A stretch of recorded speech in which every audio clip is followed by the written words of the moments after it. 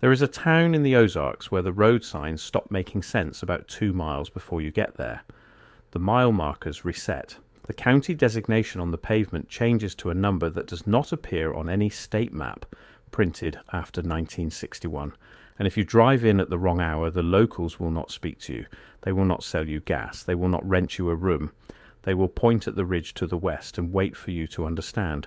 The rule is old, older than the families who enforce it now, older than the church at the end of Main Street, which was rebuilt in 1908 on a foundation that predates the county itself. And the rule is simple. Outsiders leave before the sun touches the ridgeline. No exceptions, no overnight stays, not at the one motel, not at the campground on the river, not in your own vehicle parked on a public road. Ask why, and you get one of 3 answers depending on who you ask. The older residents say it is tradition. The middle generation says it is for your own safety.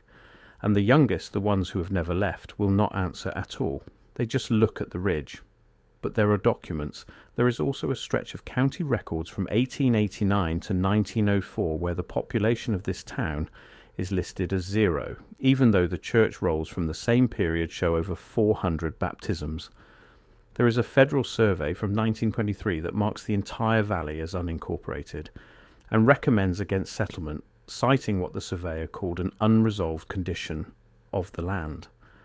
And there is a photograph taken in 1948 by a travelling minister showing a stone marker at the town's western boundary with an inscription that no linguist has been able to identify. This is the story of that town, what the rule is really for, and why the people who live there believe that if the rule is ever broken, the thing on the ridge will remember them. There are things you notice on the drive-in if you know what to look for. The power lines end about a mile before you reach the town limit and do not resume on the other side. The town runs on a private generator system operational since 1934. It has never been connected to the state grid. The residents refused the connection when it was offered in 1958. They refused it again in 1976, and they refuse it now. The town does not appear on Google Maps by the name its residents use. It appears under a different name, assigned by the state legislature in 1952 during a reorganization of county boundaries. The residents do not use the state name, they use the older name, the one that predates the reorganization, and only among themselves. The valley sits between 2 ridges running roughly north to south. The western ridge is the one the locals point at. The eastern ridge is the one they build against. Every structure in town, without exception, has its main entrance facing east, not for sunrise, for sightline, so that anyone standing in a doorway can see the western ridge without turning their head. The road into town comes from the north. There is no road connecting the town to anything south of it. The county highway simply ends at the town's southern boundary, where a wooden fence has stood in one form or another since at least 1876. The fence is not there to keep animals in. It is there because, according to the oldest residents, something on the other side used to come closer than it does now, and the fence was the line that was agreed on. Agreed on with what? They will not say. The layout of the town itself tells you something before anyone speaks. The main street runs east to west, but it does not extend to the western edge of the settlement. It stops about 200 yards short of the boundary. Beyond that point there are no buildings, no roads, no cultivated land. There is only a field of tall grass that has been mowed but never ploughed, and then the tree line, and then the ridge. The residents call the field the margin. They do not walk into it after noon. They do not walk into it at all if they can help it. And before we go further, I need to pause for a second, because what I'm about to tell you gets significantly darker. And I realized a while ago that some of this cannot be fully explained in a video format. The complete reconstruction of the town's original name and boundary record, the surveyor's full field notes from 1923, the church baptism ledger that contradicts the census, and the exact translation of the stone marker inscription, as attempted by 3 separate linguists. I put it all into a written document. It's linked below and the QR code is on your screen. Now let's continue. The first written record of the Sundown rule comes from a travelling doctor named Elias Hartwell, who passed through the region in 1881. Hartwell kept a detailed journal. His entry for the night he arrived in the town is 3 pages long. Most describes the layout of the settlement, the health of the residents, and the unusually high number of children he examined. But the last paragraph describes the moment the sun began to set. He wrote that the entire town, without any signal he could identify, stopped what they were doing. Men in the fields began walking back toward their homes. Women called children in from the yards. The blacksmith closed his shop, and the innkeeper, who had agreed to give Hartwell a room for the night, came to him and told him that the arrangement was no longer possible. Hartwell was given a lantern, a loaf of bread, and directions to the next town, north. He asked why.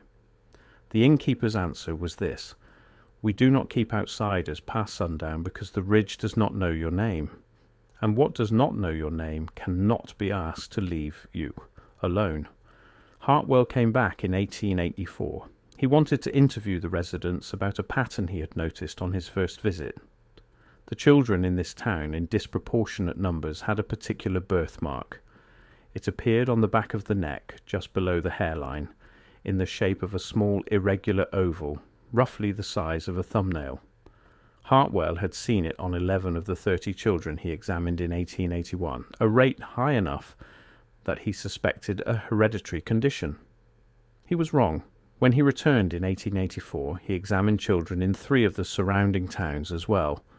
The mark did not appear anywhere else, not once. And when he examined the newest generation in the Sundown town, the mark was present on every one of them. Hartwell asked the town's midwife about it. She was an older woman, well respected, and had delivered most of the children he examined. Her answer, recorded verbatim, was that the mark was not a birthmark in the medical sense. It was a sign that the child had been accepted. When Hartwell asked accepted by whom, she pointed at the western ridge and said nothing else. He pressed her. He was a doctor, and he needed to understand whether this was a genetic pattern or something else. She told him that in the early days, when the town was first settled, children born to the founding families had not always survived. The mortality rate had been catastrophic, not from disease, not from the usual causes of infant death in that period, but from something the residents did not describe to outsiders. The Sundown rule, along with other rules since dropped, had been established as part of an agreement.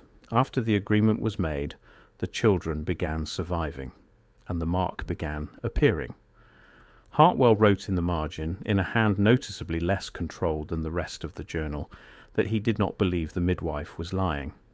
He had learned to distinguish between deception, delusion, and the statement of someone telling the truth about something they do not fully understand. He classified her statement in the 3rd category. He also recorded a detail he had not included in his 1881 notes. On the evening of his first visit, when the innkeeper turned him out, Hartwell had left town on the north road with the lantern he had been given. He had ridden perhaps 2 miles when he realized the light was not carrying properly. The flame was steady, the wick trimmed, the oil fresh. But the light illuminated the ground beneath his horse, and no further. Beyond a radius of perhaps 8 feet, the darkness was absolute. He rode the rest of the way to the next town in that condition. He did not write about it at the time. He wrote about it in 1884, after his conversation with the midwife, because he had begun to understand that things which had happened to him around the town had been part of a pattern he could not recognize while inside it. The midwife had also told him something else, something he recorded and marked in the margin with a small cross, his private notation for material too speculative to publish. She had told him the mark on the children was not applied at birth. It appeared between the 3rd and the 7th day of life, and it appeared during the night. Every mother knew to check her infant on the morning of the 3rd day. Once the mark appeared, the child was safe. If it did not appear by the 7th day, the child would not survive to see the 8th. Hartwell asked how often that had happened. She told him it had not happened in her memory since 1852. Every child born since 1852 had received the mark. The mothers whose children had not received the mark in the years before 1852 had been the ones who lost them. He asked what happened if the sundown rule was broken, if an outsider stayed past the moment the sun touched the ridge. She looked at him for a long time before answering. Then she told him that in her lifetime it had happened 3 times, and each time, on the morning after, the town had woken to find a newborn child in the crib of a family that did not have one the day before, a child with the mark already on its neck, a child raised by the family that had found it. Before we move on to the founding deed, stop for a second. What you just heard about the mark on the children is the part that changes everything, but it only makes sense when you see it written out next to the original Hartwell journal pages. The examination counts, the midwife's exact wording. It's all in the document linked below. Take 5 seconds right now, grab it, and then come back, because what comes next builds directly on it. The link is in the description. QR code is on your screen. Hartwell did not include the midwife's full statement in his published monograph. He kept it in his private journal, donated to a university archive in 1919 by his grandson, and not read by any serious researcher until the 1970s. When it was finally read, the folklorist who found it attempted to visit the town. She was refused entry. Not at sundown, at any time. The residents told her through the postmaster that outside interest in their history was not welcome, and that she should not return. She did not return. But her research notes are the reason we know as much as we do. The town's founding is officially dated to 1847. That is the year the state issued a land grant to a group of settlers led by a man named Jonas Bell. Bell had come west from Tennessee with his extended family and had brought with him a document he claimed was a private deed, older than the state grant, giving his family the right to settle the valley. The state accepted it. The land grant was issued. The town was founded. The private deed did not survive. It was kept in a small iron box in the Bell home for 3 generations, and then in 1911 it was buried with the very last descendant of Jonas Bell at his own request. The grave is in the town cemetery, which sits on the eastern ridge. The grave has no marker.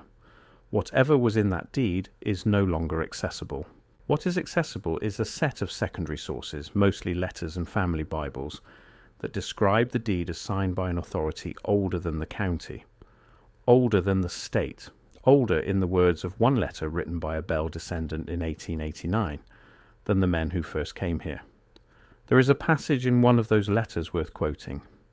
The writer was Sarah Bell, the granddaughter of Jonas, writing to a cousin who had moved to Illinois. She said her grandfather had told her on his deathbed that the family had not chosen the valley. The valley had chosen them. That when Jonas first came west, he had been guided to the site by what she called a series of small mercies, arriving at the ridge at exactly the moment the light was failing, and being met there by something that did not identify itself, but which had, in her grandfather's words, been waiting. The letter goes on to say that Jonas made the agreement that night, alone on the ridge, and came down the following morning with instructions. He was to bring his family. He was to build the town facing east. He was to enforce the sundown rule for as long as the family remained in the valley. In exchange, the family would prosper, the children would live, the land would be theirs. Sarah Bell wrote that she did not know what her grandfather had spoken with alone that night. She wrote that she did not want to know. She asked her cousin to burn the letter after reading it. The cousin did not burn it. She kept it, and it was found in a family Bible in 1971 by a great-great-grandchild who did not understand what she was reading and gave it to a local historian who published it in a small journal of Ozark folklore. The county historian Marion Vance held the position from 1962 until her death in 1994. She was the last outsider granted extended access to the town's records, allowed in because her grandmother had been born there. Her access was conditional. No photographs, no handwritten copies. She left before sundown every day. She visited 27 times over a period of 6 years. Her notes fill 4 notebooks stored in the county archive.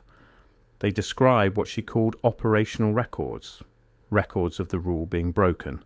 The town, Vance learned, kept its own written history. Not a formal chronicle, but a running set of entries kept by whoever held the position of town clerk. The clerkship was hereditary. It had passed through 6 families since 1847, each family serving until the last of their line had been buried in the Eastern Cemetery. The record was kept in a leather-bound book that was never removed from the clerk's home, and what it contained Vance was allowed to read, but never to copy. There have been, by Vance's count, 17 documented violations of the Sundown Rule since 1847. 17 outsiders who remained past the moment the sun touched the western ridge. In every case, the outcome is described in the town's records in 3 words: did not return. Vance cross-referenced these against county death records, newspaper archives, and the missing persons files of 3 sheriff's offices. She found matches for 11 of them. 11 people over about a century and a half reported missing after last being seen in or near the town, and never found. The most recent documented violation was in 1978. A young man from Kansas City drove into town in the late afternoon and stopped at the general store for a soda. He was warned twice about the rule. He laughed both times. He said he had come to see whether the rule was real. The store owner did not stop him. She noted the time and the direction he walked. His car was found 3 days later, parked on the road out of town, keys in the ignition, fuel tank full. His body was never found. His family filed a missing persons report. The sheriff's office investigated. Every resident interviewed said they had not seen him after sundown. The case was closed as an unsolved disappearance in 1981. The store owner lived another 20 years. She did not speak about it publicly. But according to a nephew who inherited her house, she kept a small notebook by her bed, and in it she wrote down every evening the exact time the sun touched the western ridge, just the date and the time, for 20 years. There is a question no one asks in the town. It is the question outsiders always want to ask. What is on the ridge? What did the founding families make an agreement with? What does the Sundown Rule actually protect people from? The residents do not ask because they do not need to. They have grown up with it. It is a fact of the landscape, the way the river is a fact. It is not a mystery to them. It is a condition of living where they live. In one of her later visits, Vance spoke with an elderly man born in the town in 1901, 90 years old at the time. She asked him whether he had ever seen it, whatever the ridge held.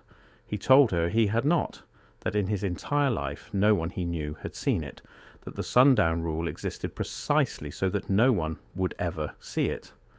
Then he added something Vance underlined in her notes. He said the rule was not about protecting people from the thing on the ridge.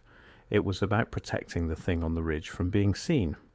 Whatever agreement had been made in 1847, one of the terms was that it would not be witnessed. The Sundown Rule was the town's way of keeping that promise. If it was ever seen by an outsider, the agreement would be broken, and the 17 people who did not return were, in his telling, the price of the agreement being renewed. In the same conversation, Vance asked about the stone marker at the western boundary, the one in the 1948 photograph whose inscription no linguist has identified. He told her the marker had not been placed there by the Bell family. It had already been there when Jonas Bell arrived in 1847. It was the reason Jonas had known where to build. It had marked the line before there was a town, before there was a state, before there was any recorded human presence in the valley. Vance asked whether he thought it had been carved by whoever the Bells had made the agreement with. He thought for a long time. Then he said he did not think it had been carved by anyone. Some things, he said, were not made. In the final year of her life, Vance wrote a short note to her successor. It was found in her desk after her death. It said only this: "If you go to the town, do not stay past sundown. Do not attempt to see what they have agreed not to show you, and do not under any circumstance ask what the mark on the children means." Her successor did not go. He read the note, read the notebooks, and decided some questions are better left alone. He held the position 12 years and never once visited the valley. The town is still there. The Sundown rule is still enforced. The children are still born with the mark, and somewhere on the western ridge, above the tree line, in a place no photograph has captured and no survey has mapped, whatever the founding families agreed with in 1847 is, according to the people who live there, waiting to be renewed. If you ever drive through the Ozarks and find yourself on a road with fewer signs than it should have, and the mile markers reset without explanation, and the light is failing behind a ridge to the west, turn around. Do not stop for gas. Do not ask for directions. Do not look for a town whose name is not on any map after 1952, because the rule is old, and the people who live there have kept it for 178 years without a single one of them breaking it. There is a reason for that, and you do not want to be the one who finds out what it is.